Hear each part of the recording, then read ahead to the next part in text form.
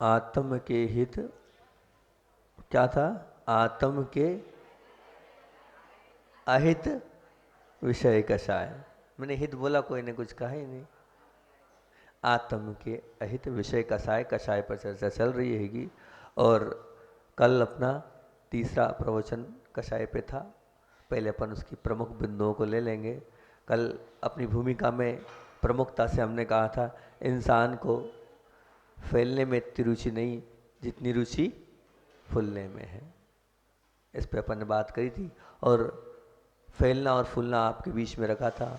अगर आप फैलना चाहते हैं तो उसके लिए 3-4 विशेष बिंदु बताए थे कि फैलने में हृदय को हमें विशाल बनाना पड़ेगा और पदार्थों के नुकसानी को गौण करना पड़ेगा। बहुत बढ़िया। तीसरा था, दूसरों की गलतियों को नज़रअंदाज करने की कला आत्मसात करनी पड़ेगी। और एक और था, अहम की अपेक्षा करने की हिम्मत को दर्शाना पड़ेगा। इस प्रकार से ये कल के प्रमुख अपने बिंदु थे। अच्छा लगता है आप लोग बता देते हो तो, सुन रहे हैं आप, मतलब आप 2 श्रोताओं में आने वाले हैं बंडी वाले। कौन से 2 श्रोता? 2 अच्छे श्रोता कौन से थे? हंस और गायवत। वो सबसे अच्छे श्रोता है जिनसे स्वामी में आदि पुराण में कहा आएगा। आ रहे हैं, धीरे धीरे आप आ तो रहे हैं। अब कुछ और आपसे बात करता हूँ इसी क्रोध के विषय में, क्योंकि जब घी सीधी उंगली से नहीं निकलता ना, तो उंगली को क्या करना पड़ता है? टेढ़ी। अब मैं आपसे कहूँ कि भैया आप दुश्मनी छोड़ दो, दुश्मनी छोड़ दो, नहीं, आप नहीं छोड़ोगे, आप बिल्कुल नहीं छोड़ोगे दुश्मनी। अब मैं आपसे बिल्कुल नहीं कह रहा हूँ कि आप दुश्मनी छोड़ो, मैं उल्टा चलूँगा आपके साथ। उल्टा करना ही पड़ेगा तब आप मानोगे। पहले अपन एक प्रारंभ करते हैं। आप व्यवसायी हैं, आप व्यापारी हैं। अब आप व्यवसाय कर रहे हैं और व्यवसाय में आपने हाथ डाला, तो आप जब हाथ डाल रहे हैं तो निश्चित तौर से आपके प्रतिद्वंदी भी होंगे। सामने वाला दुकानदार भी होगा, सामने वाला डीलर भी होगा। आप ऐसा कोई भी काम नहीं करोगे कि सामने वाला आपसे ज़्यादा प्रॉफिट करे। करोगे क्या ऐसा काम? पूरा ध्यान रखोगे कि सामने वाला कहीं मुझसे आगे ना बढ़ जाए, क्योंकि आप व्यापारी हो, क्योंकि आप व्यापारी हो। पूरा ध्यान रखोगे आप। मान लीजिए आप कोर्ट में गए, और कोर्ट में आप काहे के लिए जाते हो? लड़ने के लिए जाते हो। क्या लड़ने के लिए? जिस चीज़ की झगड़ा है या जिस चीज़ पर विवाद है उसे हमें जीतना है, उस चीज़ के लिए जाते हो। आप कोर्ट में ऐसी कोई दलील पेश नहीं करोगे जिससे हमारी हार हो जाए और सामने वाले की क्या हो जाए? जीत हो जाए। ऐसी कोई भी आप दलील पेश नहीं करोगे। पूरा ध्यान रखोगे, पूरे विवेक के साथ आप वहाँ पर ऐसी दलीलें पेश करोगे कि मैं जीत जाऊँ। मान लीजिए आप शतरंज का खेल खेल रहे हैं। अब उस शतरंज के खेल में आप क्या करोगे? ऐसी कोई चाल नहीं चलोगे कि सामने वाला प्रतिस्पर्धी जीत जाए। पूरा ध्यान रखोगे, पूरे अपने दिमाग को ऐसा लगाओगे कि सामने वाला नहीं जीतना चाहिए। सामने वाले जीतने का मौका आप नहीं दोगे, बिल्कुल नहीं दोगे। इसी प्रकार आप, अब मूल बात तो ये मैं कहूँगा, यहाँ बैठे जितने लोग हैं वो कोई भी नहीं मानेंगे।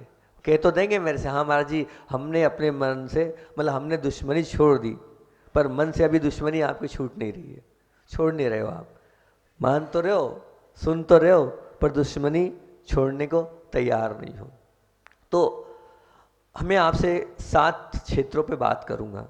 उन 7 क्षेत्रों में, वो 7 क्षेत्र ऐसे हैं, जैसे ये 3 चीज़ें आपके सामने रखी। व्यवसाय में आप कभी सामने वाले को फ़ायदा नहीं दिलाओगे, शतरंज में कभी सामने वाले को जिताओगे नहीं, और कोर्ट में भी सामने वाले के सामने ऐसी दलील पेश नहीं करोगे जीत जाए। तो आप अपने दुश्मन बनाए रखो। अब मैं दुश्मनी छोड़ने की बात नहीं कर रहा हूँ। अब मैं दुश्मन बनाए रखो, कोई बाधा नहीं, दुश्मनी रखो आप। पर एक बात बताओ, क्या आप ऐसा कोई काम करोगे कि दुश्मन आपका पावरफुल बन जाए? क्या कोई आप ऐसा काम करोगे कि दुश्मन प्रसन्न हो जाए? ऐसा काम तो नहीं करोगे ना आप? इतनी तो समझदारी है ना आपके अंदर। मत छोड़ो दुश्मनी, पर कम से कम ऐसा कोई काम तो मत करो कि सामने वाला दुश्मन और आप पर हेवी हो जाए और आप उसको जीतने का मौका दो। तो आज आप क्या कर रहे हैं? क्रोध कर रहे हैं। अपनी चर्चा काय पे चल रही है? क्रोध पे चल रही है। अभी जो क्रोध है, इस क्रोध के माध्यम से 7 ऐसी चीजें आप सामने वाले के लिए, ऐसे 7 क्षेत्र सामने वाले के लिए देते हैं कि वो उससे प्रसन्न हो रहा है और उसकी ताकत बलवती बन रही है। वो 7 चीज कौन सी हैगी? जो आपके दुश्मन को प्रसन्न कर रही है और बलवान बना रही है। सबसे पहली चीज है चेहरा। सबसे पहली चीज क्या है? चेहरा, आपका स्वयं का चेहरा। वो जो चेहरा है ना, वो इतना सौम्य होता है, जैसे मान लीजिए सौम्य चेहरे को देखकर हर व्यक्ति आकर्षित होता है कि नहीं? होता है, हर व्यक्ति होता है। और सौम्य, कभी कभी तो ऐसा लगता है चेहरे पर छाई हुई जो सौम्यता है वो सब कुछ कह डालती है। और सौम्यता के साथ अगर थोड़ी बहुत सुंदरता हो तो फिर कहना ही क्या है, फिर तो आदमी आकर्षित हो ही जाता है। मैंने देखा है, हम आहार पे जाते हैं, एक छोटा सा बच्चा वीर, अब वो इतना सौम्य है और नीचे हमारे चरण में वो नेपकिन लेके बैठ जाता है। अब वो इतना सौम्य होता है, लोग हमारी फोटो नहीं खींचते हैं। मैंने कहा ये क्या हो रहा है? मतलब उसकी सौम्यता इतनी अच्छी लगती है कि सबके मन को लुभाती है कि सभी लोग उसकी फोटो खींचने लग जाते हैं, वो छोटे से बालक की। और नीचे, हालांकि हमें कोई आवश्यकता नहीं होती वैयावर्ती करने के लिए, पर वो बालक है, लगा है प्रोत्साहन के लिए, आगे बढ़ रहा है वो, तो उसके लिए हम हाँ ठीक है नेपकिन लेके बैठ जाओ भैया तुम। तो वो सौम्यता दिखती है कि सौम्यता से हर व्यक्ति आकर्षित होता है और अपने आप में उससे प्रभावित होता है। अब हमें आपसे पूछता हूँ, जब आप क्रोध करते हो, तो आपका चेहरा कैसा होता है? मान लीजिए जैसे एक्सीडेंट हुआ आपका, तो एक्सीडेंट से या कोई एलर्जी हो गई, उससे आपके चेहरे में दाग आ गया, कालापन आ गया, या आप बीमार हो गए, बीमारी से आपको और भी चेहरे में कुछ इस प्रकार के कष्ट हो रहा है, जिसको देखकर सामने वाला आपका जो दुश्मन है वो क्या कहेगा? बहुत अच्छा हुआ। सबसे बड़ी बात तो ये है कि इसकी वाणी बहुत प्रभावक है, और वाणी के साथ साथ इसका चेहरा बहुत सुंदर है। इस समाज में जहाँ जाता है सबको आकर्षित कर लेता है। मैं तो बिना जीते जीत गया हूँ, अभी जीता नहीं हूँ लेकिन जीत गया हूँ। क्यों? क्योंकि इसका चेहरा खराब हो गया है, इसका चेहरा खराब हो गया, चेहरा जल गया है, चेहरा एक्सीडेंट में खराब हो गया, चेहरा और कोई बीमारी से खराब हो गया। अब कम से कम एक चीज़ से तो जीत गया हूँ मैं, कि ये चेहरे से खराब हो गया, और चेहरे से खराब हो गया है मतलब मैं अपनी लड़ाई में जीत की ओर अग्रसित हूँ। वो बड़ा, आपका दुश्मन बड़ा खुश होता है। अब आप विचार करना, जब आप क्रोध करते हो तो क्रोध करते वक्त आप देखना और अपनी वीडियो उतराना। क्या बोलते हैं उसको? वीडियो बोलते हैं ना। आप अपनी क्लिपिंग उतराना, वीडियो उतराना कि जब आप क्रोध करते हो तो आपका चेहरा कैसा रहता है, उस वक्त आपके चेहरे पे कैसे भाव होते हैं। आप देखेंगे कि आपके अंदर वो रेखाएं खिंची हैगी, आपकी आँख कैसी है? लाल हैगी, आपकी भुगटी चढ़ी हुई है, आपके होठ काँप रहे हैं। तो मैं आश्चर्य होगा कि मैं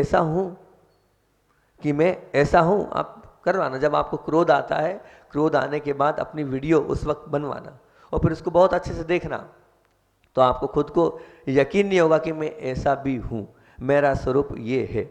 जो कार्य आपका दुश्मन करना चाहता है कि इसका चेहरा बिगड़ जाए, इसका प्रभावक ही चेहरा है, ये सबको प्रसन्न कर लेता है। अपने खुद के आकर्षक व्यक्तित्व के कारण आप अपना व्यक्तित्व खराब कर लेते हो।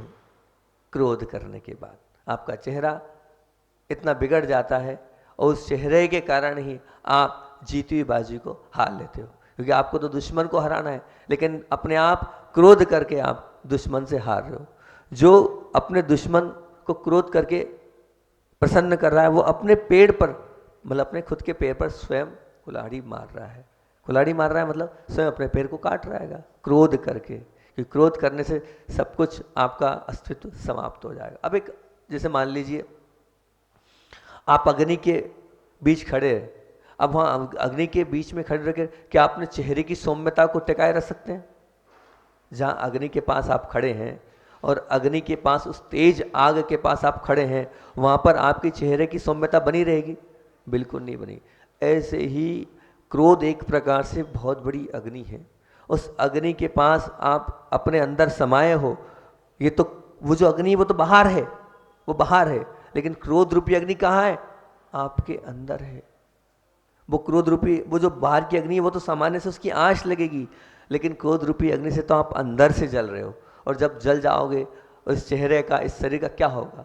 आप विचार करें, क्रोध रूपी अग्नि से आप नित्य प्रतिदिन जलते जा रहे हैं, समाप्त तो होते जा रहे हैं। अपने दुश्मन को तुम प्रसन्न नहीं करना चाहते हो तो एक काम करो, अपने चेहरे पे से इस कुरूपता को समाप्त करो, अर्थात गुस्से को समाप्त करो। गुस्से को, क्रोध को समाप्त करेगा तो सामने वाला अपने आप क्या हो जाएगा? हार जाएगा। किसी ने देखा कभी क्रोध करते हुए अपने चेहरे को? कभी आईने में देखा? अब आईना होता नहीं होगा ना, देखना, और नहीं हो तो किसी से पूछना कि जब मैंने क्रोध किया था तो मेरा उस वक्त चेहरा कैसा था, उस वक्त मैं कैसा दिख रहा था। पूछना, कभी अपने बड़ों से पूछना, जो आपके साथ है उनसे पूछना कि आपके चेहरे पे किस प्रकार के हाव भाव थे, उन हाव भाव में आपने कितना पापों का बंद किया। तो पहली चीज़ है, आप सामने वाले को क्या दे रहे हो? अपने चेहरे से, अपने खुद के चेहरे को अप्रसन्न दे रहे हो। और दूसरी बात, दुश्मन को प्रसन्न करने की दूसरा क्षेत्र का नाम है सतत दुखी कर। सतत दुखी से तात्पर्य मतलब कोई भी व्यवहारिक क्षेत्र में आपका दुश्मन होगा तो वो ये चाहेगा कि आप हमेशा दुखी रहो। जो भी आपका दुश्मन है, या आप उस दुश्मन के प्रति यही भाव भाओगे कि मेरा दुश्मन क्या रहे? सतत दुखी रहे, सतत परेशान रहे, सतत कष्ट का अनुभव करे, यही आप हमेशा विचार करोगे। देखो, अगर मान लो थाली में मिठाई रखी है, मिठाई होने के बाद भी तुम्हारी रुचि नहीं हो सकती। अरे ऐसे कैसे होगा महाराज जी, मिठाई देगी खा लेंगे? नहीं, नहीं खा पाओ। कैसे? सोने के लिए मुलायम गादी है, उसके बावजूद भी आप उस गादी पर आपको नींद नहीं आएगी। नहीं आएगी महाराज जी, बता रहे हैं, अभी नहीं आएगी। तुम्हारा शरीर बहुत अच्छा है और प्रसन्न है, परंतु स्वस्थ है, फिर भी आप स्वस्थता का अनुभव आनंद नहीं पाओगे। क्यों?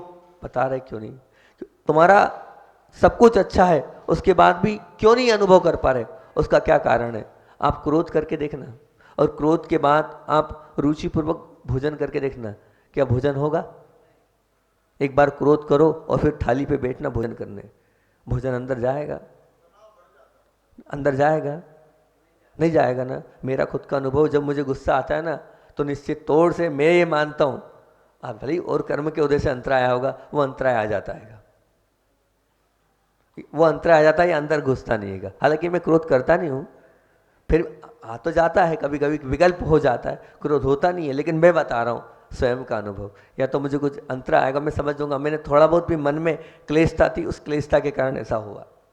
तो जब हम आपके अंदर क्रोध होगा ना, तो आप चाह कर भी वो थाली रखिए और आपकी मनपसंद चीज़ है वो भी आपको अच्छी नहीं लगेगी, रुचिपूर्वक नहीं लगेगी। क्यों? क्योंकि आपने क्रोध किया है।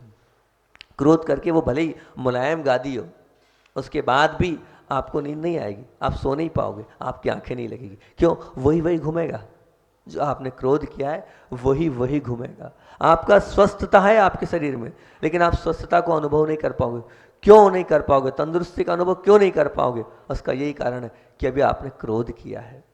उस क्रोध के कारण आप सतत दुख का अनुभव कर रहे हो, हमेशा दुविधा में ही हो, उद्वेग से ही घिरे हो, चिंता में ही हो। ये है क्या?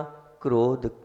आप क्रोध करके सामने वाले के जो भाव है, सतत दुखी होना, आप स्वयं सामने प्रस्तुत कर रहे हो, और दुखी स्वयं भी हो रहे हो, और फिर आपके साथ में रहने वाले जो आपको चाहते हैं, वो आपके इस दुखी पने को देखकर वो भी दुखी हो रहे हैं, इसलिए अगर आपको प्रसन्नता के गगन में विचरण करना है, प्रसन्नता का गगन मतलब क्या?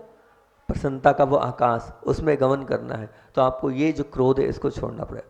चिंता रहित अवस्था में आप अपने आप को देखना है, तो क्या करना पड़ेगा? इस क्रोध को समाप्त करना पड़ेगा। ये क्रोध होना ही नहीं चाहिए। एक बहुत अच्छी बात बोलता हूँ, लिख सकते हैं चाहे तो इस बात को। प्रेम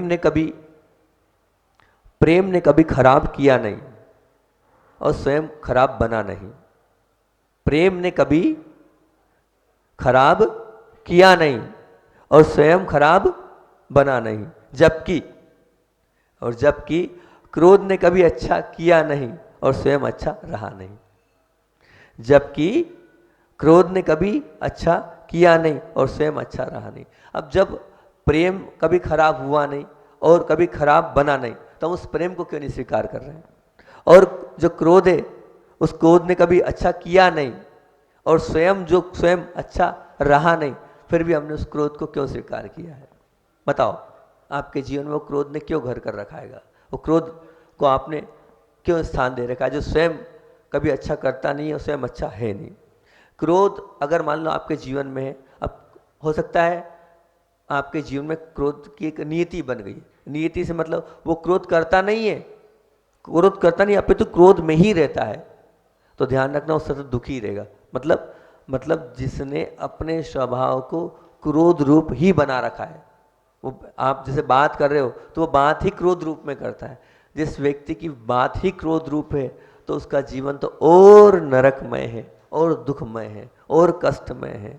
वो तो और नीचे ही नीचे जाते जा रहा है। जहाँ जहाँ क्रोध है वहाँ वहाँ ये मान के चलना नरक ही नरक है। जो क्रोध करता है दुश्मन की बिना किसी योजना के वो खुश करते जा रहा है। अर्थात वो दुश्मन छल प्रपंच कर कर आपको नुकसान पहुंचाना चाहता है। कोई ज़रूरत नहीं है आपके दुश्मन को छल प्रपंच करने की, किसी गुंडे की पैसे देने की भी आवश्यकता नहीं है उसको, कोई दांव पे जजमाने की आवश्यकता नहीं, उसको और कोई कठिन काम करने की आवश्यकता नहीं। क्यों? क्योंकि आप स्वयं क्रोध करके अपना बुरा कर रहे हो। वो जो सामने वाला दुश्मन है वो आपका सतत दुखी करना चाहता है, आप स्वयं सतत दुखी हैं। किससे हैं? स्वयं के क्रोध करने से, स्वयं के क्रोध करने से। एक और अच्छी बात आपको बताता हूं, किसी को मतलब वास्तविकता है, इस वास्तविकता पे आप गंभीरता से विचार भी कर सकते हैं चाहे तो, जो मैं बोल रहा हूं। किसी को गले, किसी को या किसी का गला दबाने को तैयार होने वाले क्रोध के स्थान पर, किसी का गला दबाने वाले क्रोध के स्थान पर किसी का गला लगाने के लिए तैयार होने वाले उस प्रेम को आप क्यों नहीं स्वीकार कर रहे हैं? उसको अपने हृदय में स्थापित क्यों नहीं कर रहे हैं? ध्यान रखना, जब भी आपने क्रोध किया है सामने वाले का गला ही दबाया है।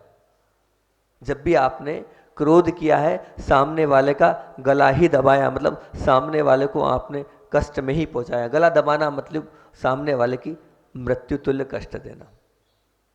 आप सामने वाले को मार रहे हो जिस पर आप क्रोध कर रहे हो।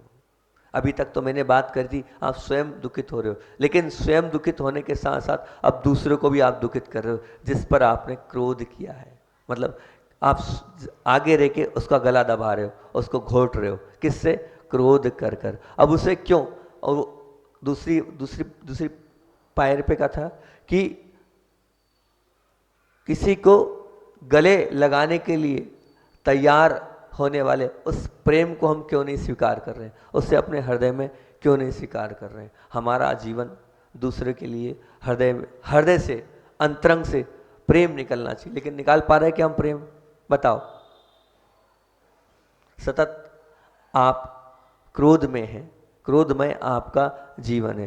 नहीं हो तो एक बात बताओ, अपने खुद के अनुभवों से आप स्वयं विचार करना कि जब भी मैंने क्रोध किया है उस क्रोध का क्या नतीजा निकला है। आप विचार करना, जब भी मैंने क्रोध किया है उस क्रोध का क्या नतीजा निकला है। अपने आपको शांति से बैठकर एक बार के क्रोध के फलादेश को विचार करना, तो आपको लगेगा कि जो भी मैंने क्रोध किया है उस क्रोध से मेरा नुकसान ही हुआ है, नुकसान के अलावा कुछ भी नहीं हुआ। मतलब गुस्से का आपका एक पल का वो गुस्सा अगर आपने संभाल लिया तो अफसोस के 100 गुना वो जो अफसोस है आप संभाल लेंगे, पूरे जीवन का वो अफसोस आप संभाल लेंगे। मगर संभालना कब पड़ेगा? गुस्से का वो एक पल। अगर क्रोध का वो एक पल आपने संभाल लिया तो आप ये मान के चलना अफसोस से आप 100 साल संभाल लेंगे, उस अफसोस से आप बच जाएंगे। कब बचेंगे? जब आप उस समय अपने आप को संभाल के रखेंगे। एक और बात, मान लीजिए कोई बीमारी से, कोई एक्सीडेंट से, इस बात से आपका फिर भी चेहरा खराब हुआ हो, वो चेहरा खराब हुआ ठीक है, लेकिन मैं ये बोल रहा हूँ क्रोध से दुखित वो जो कुरूप चेहरा है वो सर्वथा अक्षम्य है, वो माफ नहीं किया जा सकता। वो तो स्वयं आपने पुरुषार्थ करके अपने आप को, अपने चेहरे को खराब किया है, उसे आप समाप्त करने का प्रयास करें तो बहुत अच्छा होगा। दुश्मन को हताश करने के लिए तुमने क्रोध किया है, दुश्मन को हताश करने के लिए क्रोध कर रहे हो ना, परंतु नहीं, वो हताश नहीं हो रहा है, बल्कि हताश कौन हो रहा है? आप स्वयं। तो जब आप स्वयं क्रोध से हताश हो रहे हैं तो उस क्रोध को हम क्यों करें? स्वयं सतत दुख का अनुभव कर रहे हैं तो हम क्रोध क्यों करें? क्रोध हमें अपने जीवन में करना ही नहीं। एक और विशेष बात अंतिम बोलकर अपनी बात को विराम दूंगा, समय अपना हो रहेगा। यत्र तत्र हम जहां भी देखें, सर्वत्र जहां भी देखोगे आप, अधिकार की बजाय आज जहाँ भी झगड़ा है वो किसका आएगा? अधिकार का। पर मैं दूसरी बात बोल रहा हूँ, मैं बोल रहा हूँ यत्र तत्र सभी जगह अधिकार की बजाय अगर आप कर्तव्य के बारे में सोचना चालू कर दोगे तो आपके बीच में झगड़ा या क्रोध होगा ही नहीं। झगड़ा और क्रोध होने का प्रमुख कारण है आप अधिकार की लड़ाई लड़ रहे हो। आपको अधिकार की लड़ाई नहीं लड़ना है, आपको अगर लड़ना है तो कर्तव्य की लड़ाई लड़ो। अर्थात कैसे? आज व्यक्ति व्यक्ति में झगड़ा है, आज बाप बेटे में झगड़ा है, आज सास बहू में झगड़ा है, आज पति पत्नी में झगड़ा है, आज जहाँ देखो वहाँ संघर्ष चल रहा है। वो क्यों है? वो संघर्ष का क्या कारण है? उसका संघर्ष का कारण है अधिकार की बात है। नहीं, आप अधिकार को छोड़ दो, आप अपने जीवन में एक उद्देश्य बनाओ, कर्तव्य। क्या उद्देश्य बनाना है? कर्तव्य। अगर आपने अपने जीवन में यह कर्तव्य रूपी बीज बो दिया तो आपका जीवन खुशहाल हो जाएगा। इस मंत्र को आप सब कुछ मानो कर्तव्य। मतलब क्या हुआ कर्तव्य? कर्तव्य से मतलब ये हर व्यक्ति है। आज एक बेटा है, एक बहू है, एक सासू है, एक पिता है, एक और भी जो जो आपके किरदार हैं अलग अलग। आप पहले समझ लें कि मैं इस स्थिति में हूँ। मान लो मैं एक छात्र हूँ तो मेरे क्या कर्तव्य होते हैं माता पिता के प्रति, अपनी पढ़ाई के प्रति, अपने और भी जो अन्य एक्टिविटीज़ हैं उनके प्रति मेरा क्या कर्तव्य है। अब वो जो कर्तव्य है उस कर्तव्य में मैं खरा उतर पा रहा हूँ कि नहीं। मेरे जो कर्तव्य हैं, जिन जिन के प्रति जो जो कर्तव्य हैं, उन कर्तव्य के प्रति मैं खरा उतर पा रहा हूँ कि नहीं। अगर आप प्रतिदिन कुछ मत करिए, आप प्रतिदिन 2 मिनट 5 मिनट शांति से बैठकर सिर्फ ये विचार करिए कि मेरे कर्तव्य ये हैं, क्या मैं उन कर्तव्यों को पूरा कर पा रहा हूँ। मेरे कर्तव्य पढ़ाई के प्रति है तो मैं पढ़ाई कर पा रहा हूँ। मैं जिस घर की बहू हूँ उस बहू के क्या क्या कर्तव्य होते हैं। सास का किस प्रकार से मान सम्मान होता है, विनय होती है। ससुर का किस प्रकार से मान सम्मान होता है।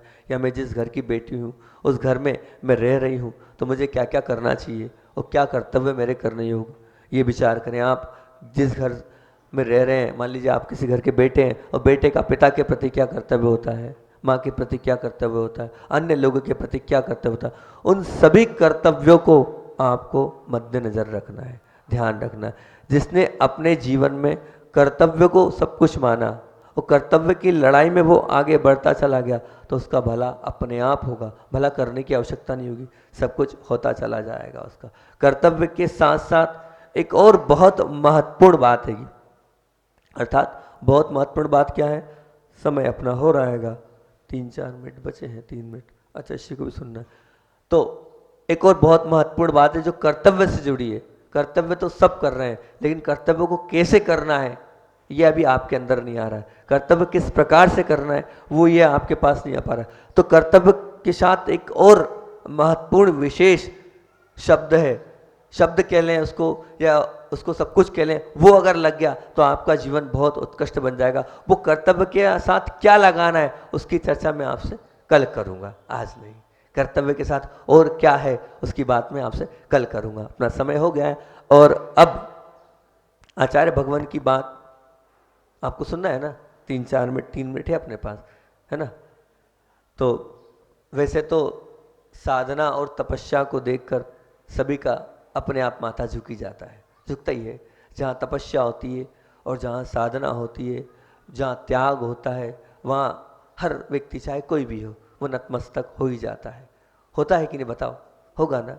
वो कहता है मैं नहीं कर पा रहा हूँ लेकिन जो लोग कर रहे हैं उनको मेरा नमन होता है, होगा ही, क्योंकि साधना और तपस्या की भूमिका ही कुछ ऐसी होती है। और उसमें भी अगर मान लो इस युग के चलते फिरते तीर्थ आचार्य भगवंत विद्यासागर जी महामुनि राज के अगर दर्शन हो रहे हैं तो फिर तो क्या बात है, सामने वाला तो लेट के नमन करने लग जाएगा। उनको देख के तो यूं ही जब अपन फोटो देखते हैं उसमें ही लोग प्रभावित हो जाते हैं, उनकी उस तेज को, उनकी उस आभा को। और जब साक्षात दर्शन होते हैं तो बताओ अंदर से कैसे परिणाम होते हैं, भाव गदगद हो जाते हैं। बस एक नज़र वो देख लें तो हमारा जीवन कृतार्थ हो जाएगा। एक नज़र वो सिर्फ निगाह उठा के देख लें तो हमारा जीवन कृतार्थ हो जाएगा। जब मैं बचपन में बहुत छोटा था, लगभग 11-12 वर्ष की बात होगी, तब पढ़ने के लिए खंडवा में था। तो जो हमारी पूर्वावस्था की नानी थी, वो नानी यही कहती थी, बोले एक बार मुक्तागिरी जी के लिए उन्होंने कहा मुझसे, तो उन्होंने यही कहा था, बोले अपन को आचार्य के पास चलना है। तो उस वक्त धर्म में कोई इंटरेस्ट नहीं था हमें, तो हमने कहा दशहरे की छुट्टी है और 10 दिन के लिए मुक्तागिरी चौका लेके चलना है। मैंने कहा ये नहीं हो पाएगा, वहाँ कुछ नहीं है। तो अच्छा, उस वक्त उनने जो मुझसे बात बोली थी, बोले बेटा वो चलते फिरते भगवान हैं, ये जो मंदिर में भगवान बैठे ना वैसे वो भगवान हैं, और उनके दर्शन करना बहुत पुण्य की बात है। और दर्शन छोड़, अगर उनकी निगाह किसी के पर पड़ जाती है उसका तो कल्याण अपने आप हो जाता है। वहाँ लेके चलने की बात कर रहे हैं हम तुमसे, तुम्हें वहीं चलना है। बड़ी मुश्किल से हमने हाँ करके मुक्तागिरी उनके साथ गए थे, लेकिन पूरी शर्त रखी थी उनसे कि 10, उस वक्त बहुत लंबी लंबी छुट्टियाँ चलती थी, पूरी 10-12 दिन की छुट्टी है दशहरे की, है ना। और मैंने कहा 10-12 दिन में हमें ऐसा हम थोड़ा भी कुछ लगा तो हम फिर रहेंगे नहीं, दूसरे दिन अपने को वापस आना पड़ेगा। बोले हाँ ठीक है ठीक है, अभी चलो तो तैयार तो हो। उधर बात की कहानी तो बहुत लंबी है, वहाँ क्या क्या हुआ कैसे हुआ वो तो बाद में बताएंगे, दूसरी बात अभी चल रही है, बीच में ये बात याद आ गई। तो ऐसे आचार्य भगवान को देखने के बाद तो अच्छे अच्छे लोगों के भाव मोक्ष मार्ग पर बढ़ने के हो जाते हैं। अब ऐसी एक बात थी, आचार्य भगवान गुजरात की यात्रा पे गए थे, पहले गुजरात की यात्रा पे, गिरनार की यात्रा पे गए थे। वो गिरनार की यात्रा से जब लौट के आ रहे थे, तो लौटते समय जब आए तो पालीताना करके एक तीर्थ क्षेत्र है, आपने अगर नाम सुना होगा तो पालीताना करके एक तीर्थ क्षेत्र है। उस तीर्थ क्षेत्र पर दर्शन के लिए आचार्य श्री बाहर निकले, और वहाँ पर मतलब जो क्षेत्र है उस क्षेत्र में सैकड़ों मंदिर होंगे श्वेतांबर आमनाय के, उसके बीचों बीच में एक दिगंबर मंदिर है। आचार्य भगवान उसी दिगंबर मंदिर के दर्शन करने के लिए ऊपर की ओर जा रहे थे। वहीं पर एक वृद्ध व्यक्ति है, उसकी बात आपके सामने रख रहा हूँ। वो वृद्ध व्यक्ति है जिसने जीवन से वहाँ साधुओं को ही देखा है, जो पालीताना का है, रिक्शा चलाता है, और शुरू से लेके अभी तक हजारों लाखों साधुओं के दर्शन किए उसने अपने जीवन में। और जैसे ही आचार्य भगवान के दर्शन होते हैं तो वो जब दर्शन करता है तो दर्शन करने के बाद उनको देखता है, देखने के बाद नतमस्तक होता है और एक ही बात बोलता है, सच्चे साधु के दर्शन तो आज किए हैं। वो रिक्शा वाला ना जैन था, लेकिन वो क्या बोलता है, मेरा बचपन हो गया, मैं बड़ा हो गया, पालीताना रह के हजारों लाखों साधु के दर्शन किए हैं, सैकड़ों सैकड़ों संघ यहाँ आके चले गए हैं, और 100-100 200-200 मुनि आरिका महात्मा संत चले गए, लेकिन आज लगा कि मैंने संत के दर्शन किए, ये सच्चे संत हैं। तो ऐसे भाव सबके आचार्य भगवान के दर्शन करने के बाद हम सभी के होते हैं। आज की अपनी प्रमुख बात क्या थी, एक बार रिपीट करता हूँ और उसके बाद अपनी बात को विराम दूंगा। तो क्या था आज का सबसे बड़ी बात थी अपनी चेहरे के ऊपर, प्रमुखता थी चेहरे के ऊपर। और उसमें मैंने एक बात और विशेष बोली थी कि अग्नि के बीच में खड़े रहकर चेहरे की सौम्यता टिकाए रखना जैसे कठिन है, उसी प्रकार क्रोध के साथ रहकर अपने आप को, अपने चेहरे की सौम्यता रख पाना बहुत कठिन है। और दूसरी बात बोली थी, प्रेम ने कभी खराब किया नहीं और खराब बना नहीं, लेकिन क्रोध ने कभी अच्छा किया नहीं और स्वयं अच्छा रहा नहीं। और तीसरी बात मैंने बोली थी कि किसी को गले, बहुत बढ़िया, किसी का गला दबाने को तैयार होने वाले, क्रोध के स्थान पर किसी को गला लगाने वाले उस प्रेम को हम स्वीकार कर लेंगे तो बहुत अच्छी बात है। और चौथी बात बोली थी कि अधिकार के लिए नहीं लड़ना, हमें कर्तव्य के लिए लड़ना है, और कर्तव्य के साथ क्या लगाना है उसकी चर्चा कल करें।